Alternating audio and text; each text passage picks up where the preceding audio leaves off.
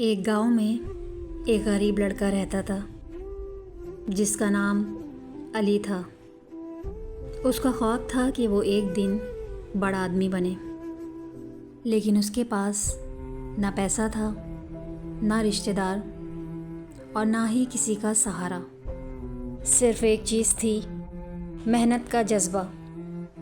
علی صبح صبح اٹھتا، اخبار بیچتا، دن میں اسکول جاتا اور شام کو ایک چھوٹے سے ہوٹل میں برتن دھوتا۔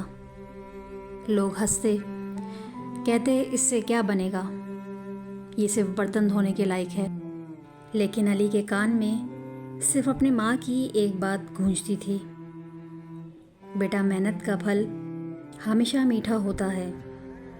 علی ہر دن مشکلات کا سامنا کرتا رہا، کبھی کبھی بھوکا سوتا، کبھی تھک کر گر جاتا، لیکن کبھی ہمت نہیں ہاری۔ اسکول میں وہ ہمیشہ ٹاپ کرتا، لائبریری میں ایکسٹرا وقت گزارتا اور ہر مشکل میں اپنے سپنے یاد کرتا۔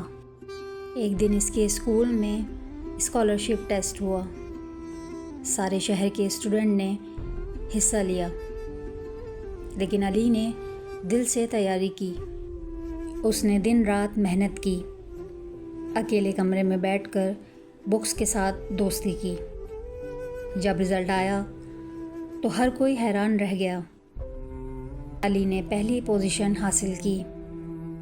اسے ایک فارن یونیورسٹی میں پڑھنے کا موقع ملا، سب کچھ مفت میں، صرف اپنی محنت کی وجہ سے۔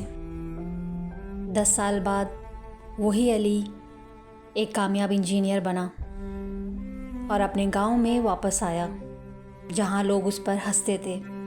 آج وہ اس کا انتظار کر رہے تھے، تالیاں بجانے کے لیے۔ اس نے اپنی ماں کے قدم چومے اور کہا، امی آپ ٹھیک کہتی تھیں، محنت کا پھل واقعی میٹھا ہوتا ہے۔ اس کہانی سے ہمیں یہ سبق ملتا ہے کہ چاہے حالات کتنے بھی مشکل ہوں، اگر نیت صاف ہو، ارادے مضبوط ہوں اور محنت لگاتار ہو تو کامیابی ضرور ملتی ہے۔ کبھی بھی ہار مت مانو، سپنے صرف دیکھو نہیں، ان کے لیے محنت بھی کرو۔